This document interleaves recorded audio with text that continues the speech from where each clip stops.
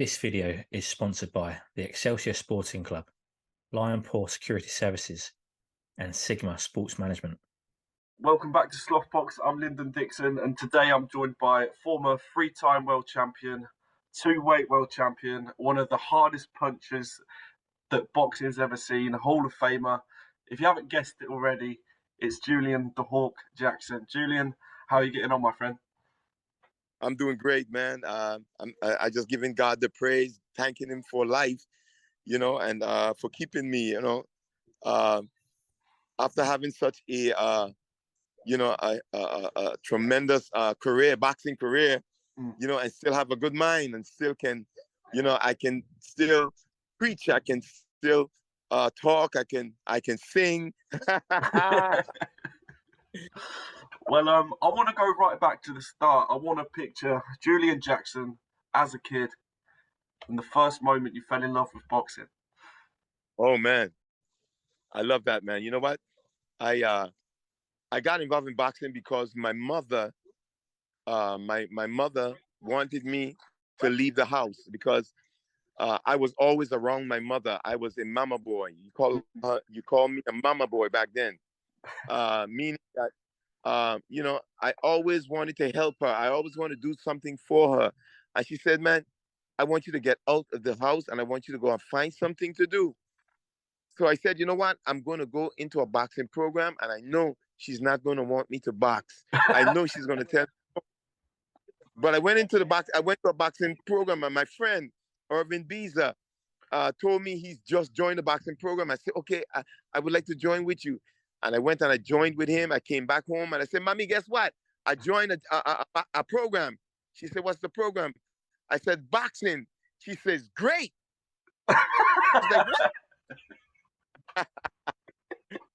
I was like, I thought she was going to tell me, no, don't go into that. Don't go into that. She says, great. And you know what? The rest is history, man. I fell in love with the boxing program, man, my coach was a tremendous gentleman here in the Virgin Islands. And he did a work with me because, you see, I came from a fatherless home. My father wasn't there for me. And he became, like a father figure to me. Yeah.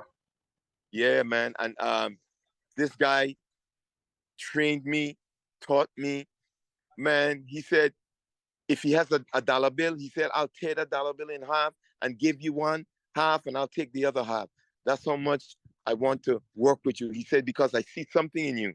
And he's the first one that told me that I can become a champion. He said, wow. I see championship in you. And I said, yeah, I to tell you the truth, I didn't believe him. I really couldn't believe, what he was saying because I had such a low self-esteem about myself as a young kid growing up here in the Virgin Islands. But guess what? When I started training, I started to work and I started running, I started learning all that he was giving to me, all that he was, and he told me that I don't have to punch hard. He says, I have a natural ability, and that was to punch, to hit hard. He says, I had heavy hands. And the next thing you know, I said, okay. As I start to progress in the boxing field, it took me about almost 3 years. I trained for 3 years before I had my first fight, and I won my first fight.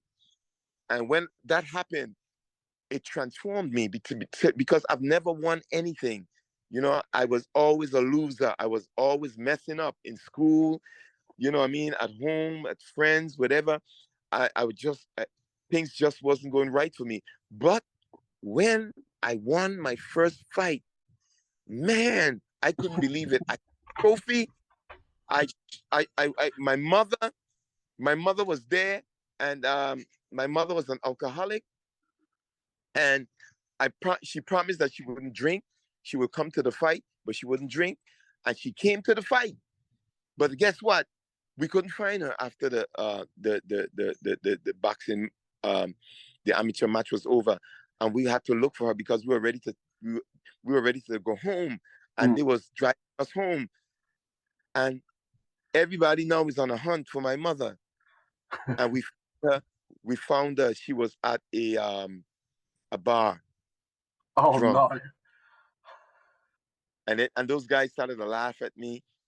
Oh man, that thing really messed with me, man. Mm. And after I started to grow up, I sort of had a little, you know, envy or a little grudge, a little chip on my shoulder for my mother, and I realized that that was very bad for me. Mm. After I started to go to church, I started to understand that I had to respect my parents. I had to respect her, and I had to ask God to forgive me for holding any grudge in my heart for my mother. And when I released her, let me tell you something. Things started to happen in my boxing career. Mm. Okay, things started to really take off, and I started really doing a lot. I started winning a lot of different championships, amateur championships here in the Virgin Islands, and I went to the Pan American Games. Okay, I went to the Pan American Games, and I got sick. I remember going to the Pan American Games, and I got sick, and wow, I couldn't really perform the way I wanted to, and I lost. I placed sixth, I think, in my weight class. I didn't get a medal or anything, but I ran very close, you know. And but my goal, my dream was to go to the Olympics. And I tell you what, when that time came, I think it was President Carter that literally stopped the U.S. from going Yeah, to did the he pull games. out of the Olympics? Yes, the U.S. pulled out of the Olympics, and we couldn't make it. I think that was way back then in wow, I forgot what year, 1978 or 1977 or somewhere like that. And we could not be a part of the Olympics, and that crushed me, man. Mm. And you know, my trainer said, "I'm going to turn you pro."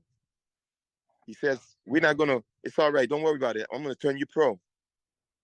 Oh man! And when I heard that, that lit some fire under my feet, and you know, and I was glad that I was going to turn pro. And man, I was working like a horse, man. I was working hard. My first fight was in Puerto Rico. Mm. Oh my goodness! And man, this kid that I was fighting, he was a Golden Glove champion 4 times. For your pro debut. Oh my! For my pro he was a 4-time Golden Glove champion, and I only had 17 amateur fights. I lost 2. Okay, I lost 2, and the Puerto Ricans knew that this kid was gonna knock me out. This kid was gonna beat me. But believe me, I had a surprise, man. We had a surprise, and I just couldn't wait to get in there. And when we went in there and we started working, man, things just exploded. All the fear went out in my first job. But I tell you what, man, I threw some punches. Oh man, I didn't knock him out. I didn't knock him out. I knocked him down. Mm. I remember knocking him down, and the next thing you know, wow, my hand was raised, and a lot of even the Puerto Ricans started to say champion, champion. They started to they just started to chant champion, champion. They said the winner of that fight would become a world champion. Mm. In my first debut as a professional, and man, the rest is history. You know what I'm saying? Mm. Things just started to happen. Things just started to fall in place, and you know, and here it is now. I'm undefeated. I'm 29-0, and I'm going to face Mike McCallum Mike McCallum. in Miami. Yes, Mm. I'm going to fight Mike McCallum as my first championship fight. Dan King put that together, and here it is. I'm fighting this guy, and the next thing you know, boom! In the first round, I caught him, and he got staggered. You know, he took a knee or something, and I knew I was gonna knock him out. I knew I was gonna knock Mike McCallum out, and the next thing you know, in the third round, I'm after him, and then all of a sudden, boom! I got I got a thumb in my eye. Believe me, I got a thumb in my eye. And I was like, oh man, squinching. I couldn't see. Then I got a low blow. Boom. Oh, and then I was against the rope. And then all of a sudden, but Mike McCallum started to dig me some good shots. They call him the body, look, they call him the body snatcher for a reason. And he was really attacking my body. And I tell you what, he caught me some good punches, man. And I really felt I could have still survived, but the referee felt that I couldn't, and he called the fight off. Oh man, and I was hurt, man. I was really hurt. You know, mentally. You know, not only physically but mentally. You know, I was really affected, and I thought that was the end of my career. And the next thing you know, I felt that I let down the government. I let down everybody. You know, I felt like I was a loser. I didn't want to come back home. I wanted to stay in Miami. You know what I'm saying? I just wanted to give up. I didn't want to continue. And my wife was my girlfriend then. My wife said to me, at that time was my girlfriend. She said, you know what? Your family will turn their backs on you. The government will turn their backs on you. You know, your friends. But you know what? There's one person that would not turn their back on you, and that's God. God will not turn his back on you. You trust him. You could put your belief in him. You can, and you know what? When she said that, I said, you know what? You're right. I am going to trust God, and that gave me a little, you know, a little push to go, you know, and come back home to the Virgin Islands. And when I came back home to the Virgin Islands, man, there was a motorcade. There were two bands, two school bands, high school bands, with a red carpet coming out of the airplane for me, a loser. And I was so, I mean, listen, I was so upset with myself. I didn't want to, I didn't want to, I did not want to go through this thing because I felt that I was a loser. I felt that I did not win the championship. But the people back home here in the Virgin Islands, they, I guess, wanted to just appreciate me for, you know, going in there and doing my best. And representing them. I was downtrodden, man. And listen to this, man. I lost. And, you know, they came and all of that stuff. I had to give a paper smile, a fake smile. Yeah. You know what I'm saying? And waving to people on the car and just driving around. But eventually I said, drop me home, man. I want to go home. I went home. I stayed home for 2 weeks. My coach called me and said, what's wrong, Julian? What's up? We're not seeing you. I said, man, I don't know. But then all of a sudden, I got 3 calls on the phone. I got 2 calls on the phone. I met one in person. Now I'm going to say something that I don't know your listeners or those that are checking out your program will be shocked of this.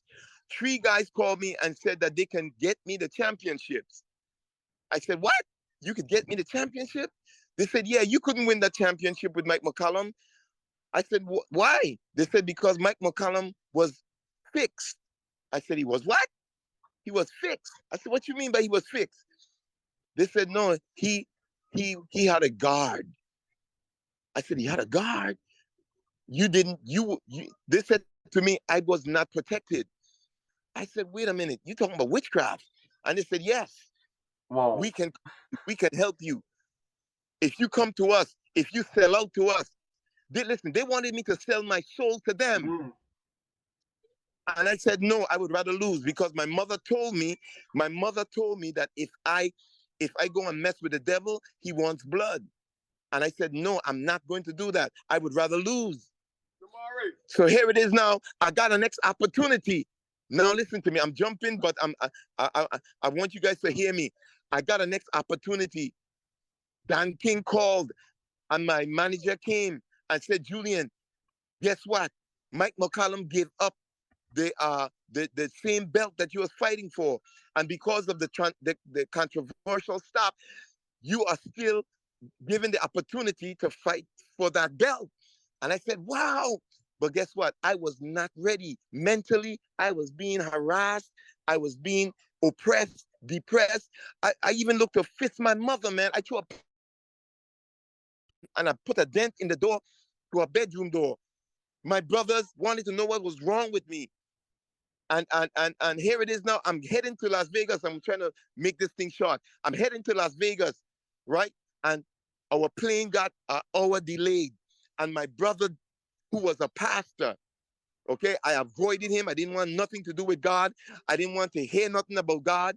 And the next thing you know, my brother comes running to the airport and say, hey, Julian, listen to me. God told me to tell you, if you accept Jesus Christ, he's going to give you the championship. And when I heard that, I knew I had to do that. I knew I had to give my life to God. And I decided to do that. Now, listen to me.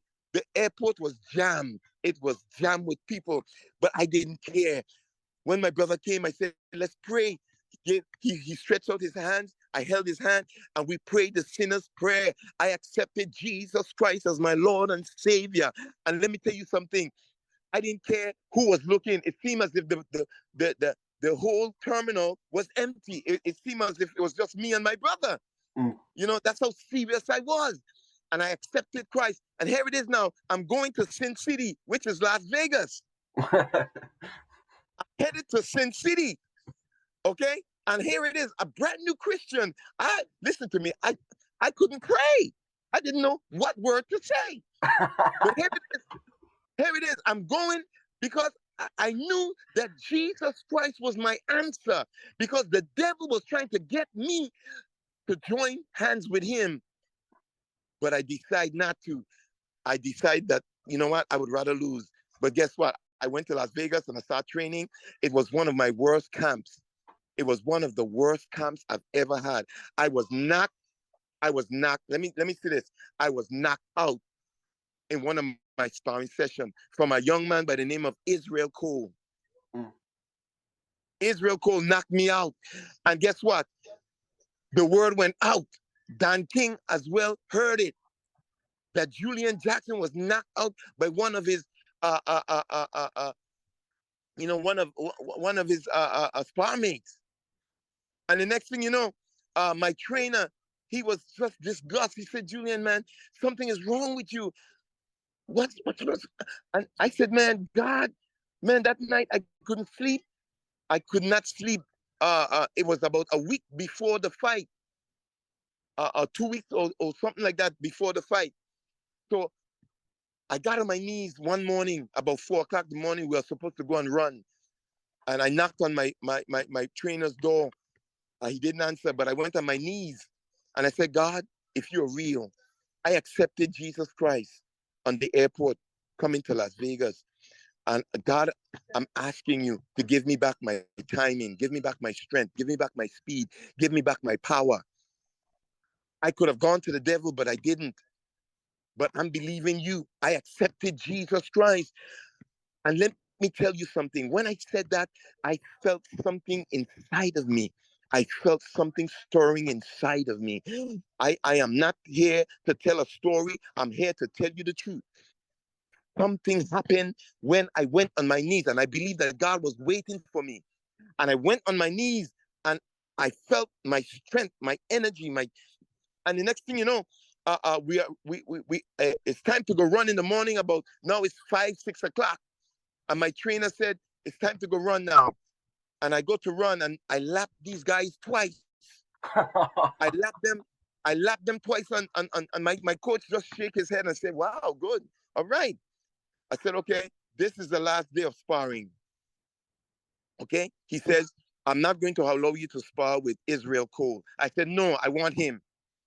I said, I want him. If you don't give me him, I'm not going to spar. I said, I want him. He said, Julian, this guy knocked you out.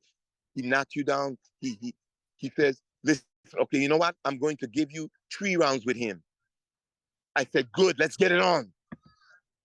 I said, God, listen, I told my trainer, God said that this is going to be my easiest fight. And he thought I was crazy. My trainer literally thought I was going I was going crazy. But listen to me. When Israel and I know we this is the last day for sparring, and I got about 4 guys lined up. Israel, all right. Israel is first, and we are scheduled to go 3 rounds. I'm scheduled to go 3 rounds, and his coach was kind of, he was kind of like messing with me, man. He said, "All right, champ, we're gonna take it easy on you today, champ. We're not gonna beat you up today, champ." And I was quiet. I didn't say anything, And my coach outside was just like, I mean, he was so worried, man. Man, he was holding his head. But guess what? When we got into the ring and that bell ring, wow, I went after Israel. Israel was my test. He was a test, okay, of what was going to happen in my fight. And I went after Israel and I started moving and I met him in the middle of the ring. Boom, boom, boom, boom, trading punches. And I heard him. I caught him a good left hook. He stumbled against the corner and I was in there. Bam, bam, bam, bam, bam, bam, bam, bam. And his coach was screaming, "Get out of the corner! Get out of the corner!" His coach was screaming and telling him, "Get out of the corner!" He got out of the corner, right? The bell ring. Now, I went back to my corner. My coach now, listen to me. My coach was so ecstatic. My coach would say, "Wait," he says, "This is the Hawk. This is really the Hawk." He says, "You're coming back, Julian. You're back. You're back." He says, "Look, I want you to go after him in this second round." I went after him in the second round. Listen to me. And I'm telling you this, and this is something that has been recorded. Okay, this is something that's been recorded. I stopped him in the second round. Not that I knocked him down. He just couldn't take it no more. Oh. He gave up. He gave up, and his coach was so angry. His coach was so vexed. You know what I'm saying? And my coach was running around the ring and saying, "That's the Hawk. The Hawk is back. The Hawk is back." Now listen to me. My phone, oh my goodness, my phone looked like it's going to die. But listen to this. After that, now the fight time comes. I'm going in the ring to fight in Chulbeck from Korea. Yes, your first world title. Yes, this is the second time I'm fighting for the world title, and probably the last time. And here it is now. I was in the dressing room, and Carl King, which is Dan King's son, the promoter's son, came to me and he said to me, he says, "Mr. Jackson, Dan, my father said to tell you to stay away from the right hand, because if you get hit, okay, you might get knocked out." And when he told me that, I looked at him in his eyes and I said, "Listen, go and tell your father that this is going to be my easiest fight." He looked at me as if I was crazy, man. Because I knew the word went out that I was knocked down in training. Or I was knocked out in training. So here it is now. I'm going in to face this guy in Chulbeck and has a very good right hand. When I entered into in the first round, and I think Mills Lane was the coach. Oh, another coach. He was the referee. I remember him very well. And here it is now. I'm in the ring, and the bells ring, and I started to move, and I started to jab, and I stayed away from him, moving, jabbing, moving, jabbing. Barely hit me. I barely hit him. I couldn't tell if I was ahead or if he was ahead. But the second round, I told my coach, I said, "I can see everything." I said, "I'm going after him." And my coach said, "Yes, go after him." He said, "But make sure you keep your hands up. Make sure you keep a good defense." And I went after, listen, in the second round, when the second round rang, when the bell rang, I stepped out and I went straight at him and we collide because he was coming after me. Okay? He wanted to get in his right hand. And when I met him in the middle of the ring, I caught him a left hook, and I heard the referee say, "Good shot." Wow. I've never heard that before. I've never heard that in any of my fights. But when I caught him a left hook to the body, and I heard the referee says, "Good shot." Man, he stumbled back to the corner, and I worked him, and I started back. Man, I started boxing, and I was attacking him. He was running from me now. Okay, I knocked him down late in the second round, and he was able to get up, and I came again to finish him, but the bell rang. My trainer out. Listen, my corner was ecstatic. My corner was jumping and saying, "Yes, yes!" And when I reached to my corner, they said, "Listen, you got him, Julian. You got him. I want you to stay on him. I want you to keep the pressure on him. Just be careful." Man, I went out. Guess what, man? In the third round, Beck was literally running from me. I was the one was supposed to be running from him. Yeah, But exactly. Now he's running from me. And now I'm trying to cut off the ring, using my jab, blah, blah, blah. And I caught him with a right hand. He stumbled back against the rope. I came back in again. I hit him a next left hook. Boom, boom. I caught him to the body. I caught him to the head. Downhouse. He was through the ropes. Instead of the referee giving him the 8 count, the referee waved his hands. Fight is over. I ran to the middle of the ring and I dropped to my knees and I lift my hands up to God and I said, "God, thank you for the victory." I knew that it was not only a physical battle, it was a spiritual battle. Ever since then, every fight that I go into, God was always with me, win or lose.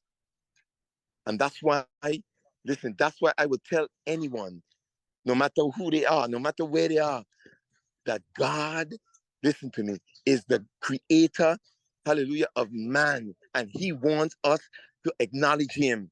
And once we acknowledge him, listen to me, all things are possible. All things are possible.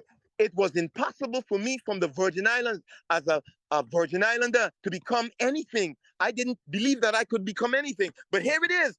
God came into my life on my way to Las Vegas, and now I became junior middleweight champion of the world. Listen to me. You remember what I told you? That when I lost to Mike McCollum, there was 2 bands, school bands to the airport, and they had a red carpet. Do you remember that? Yes, yeah. But guess what? When I came back from Las Vegas and I came to the airport, there was no band, there was no crowd. It was only my family.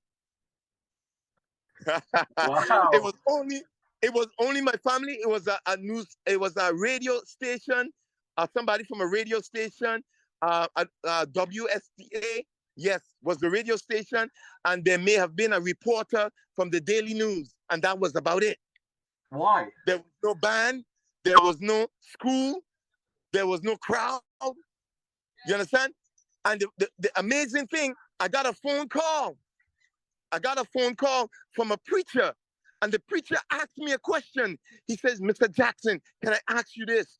I saw your fight. I'm so proud of you. But let me ask you something. Are you a Christian?" And I said, "Yes, I am. I accepted Jesus Christ just before I left St. Thomas to go to Las Vegas. Jesus came into my life." He says, "Man, can you come to the radio station and share your testimony?" I said, "Sure will." Hallelujah. Ever since then, God have always been on my side. I've always been on his side. Hallelujah. And I've always, listen, I am a man of God. Let me tell you something. I know God is real and he can do anything. He can touch your life. He can turn things around. I don't care if you're, whatever sport you might be in, whatever, you know, job that you might have, no matter what your skills might be, with God, all things are possible. And I just want to let the world know, okay? Because we are living in some serious time, man. And I just thank God for you giving me the opportunity to share this, okay, with the world, man. And that God is the answer. I want to thank you again for giving me this opportunity. And any questions you want to ask me, go ahead, man. Yeah. Well, firstly, what a story, the way that you opened up to God just before you went to Las Vegas and then he gave you life as you know it. I just want to talk to you a little bit about the work you're doing now. Yeah, yes. Well, right now we have, I'm the coordinator of the boxing program here in the Virgin Islands with the government. I'm working with the government right here in Thomas, and I'm the sports coordinator, and we actually you know, develop boxing here. We have a lot of kids that went to the Olympics. We took 4 kids to the Olympics, okay?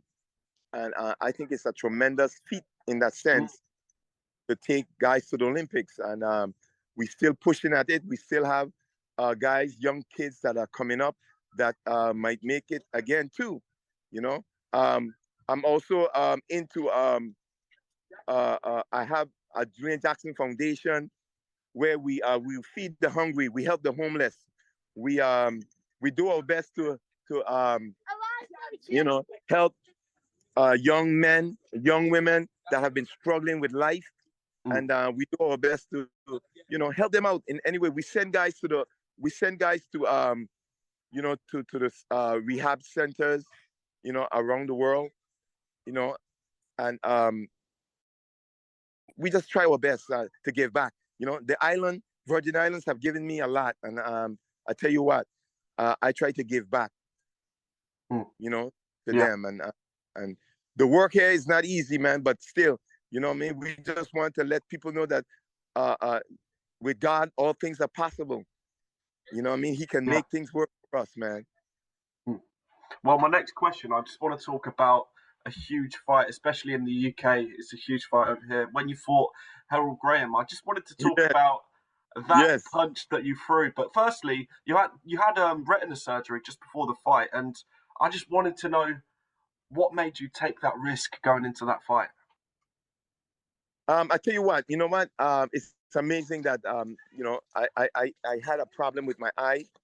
I didn't know as a youngster here in the Virgin Islands, we like to play in the beach. We swim, and we used to play a game. We used to play splashing water in each other's face, and somebody finger went in my eye, and my eye started to bleed. And I mean, I had accidents. I had 2 accidents that literally caused my eye to bleed. The same eye, but I never went to a doctor. You know, I mean, we were poor. You know, I mean, my mother was an alcoholic. She didn't have no money to go to the doctor. We didn't have, you know, there were clinics and things, but my mother was never really in tune like that. Bless up.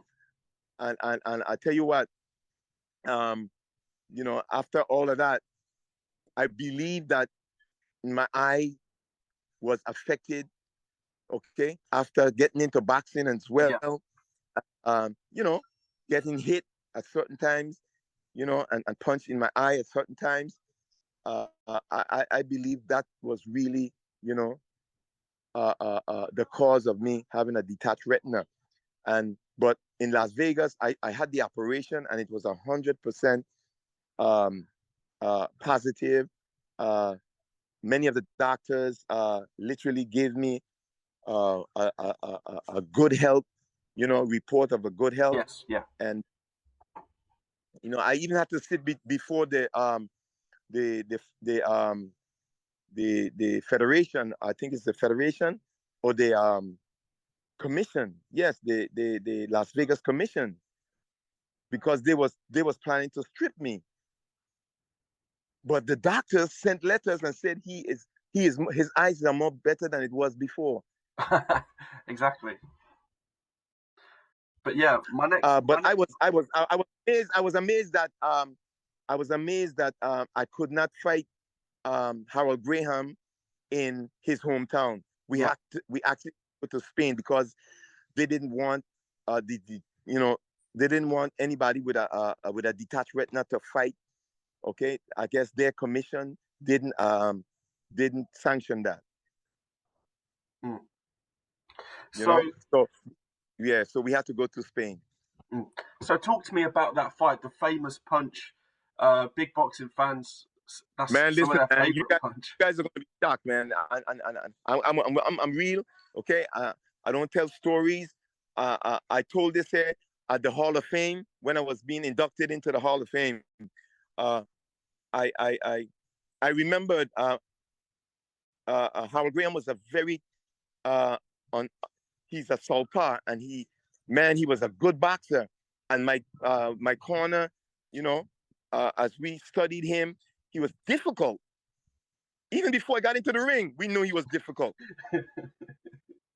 You know what I'm saying? Yeah. And but we decided that my timing is what was going to be the factor in this fight. Okay, and again, one of the referees that I'm very familiar with right now, I can't bring his name right now, but I remember when the first round started, and Howard Graham had a tremendous jab. Oh man, and he caught me a good punch, and my left eye, no, my right eye started to swell, and the referee came in, I think the second round, and said to me, if I don't do something, he's going to stop the fight. He said that. And I was like, what? And the next thing you know, I knew my eye was swelling. I knew it was swelling. And Harold Graham knew that he had me. And he was coming in for the kill. But listen to what I'm going to tell you. Before we stepped out, I said, God, send the Holy Spirit. I need him now. That's all I said. I said, God, I need the Holy Spirit now. And I heard to switch. I switched to southpaw. I just switched to southpaw. And when Harold Graham came in after the bell ring, he came straight to me, man. He was coming in for the kill. Mm. He knew I was wounded. He knew I was affected with my eye, but I switched so that my left, the eye that was swollen, I would be able to see him better from the other eye. And I saw the opening for the right hook from the left hook side, and I threw the right hook, and he came straight at me, and I threw the right hook, and I caught him flush. Wow, on the jaw, the temple, and I knew when I hit him, it was finished. I knew that he would not have gotten up. I just knew it, and as soon as I hit him, I just lift my hands up, and he didn't fall to he didn't hit the floor yet, but I lift my hands. And I remember the announcer, I remember seeing it afterward, and the announcer said, oh my goodness, the very thing we were afraid of, that right hand. I remember that. And you know what? Howard Graham is a tremendous athlete, though. I tell you what, tremendous guy, man. And there was an opportunity for me to come up there to do a little fundraising for him, because I understand he was not doing too well. And I wanted to come up to see him. I wanted to raise some funds for him, but something happened and I couldn't make it. Something transpired, and I think it had to do with the COVID or the flights or something. And I was not able to make it. The guys them who were organizing it said that they ran into some problems. Yeah. Yeah, well, my last question for you. You mentioned it there on being inducted into the Boxing Hall of Fame.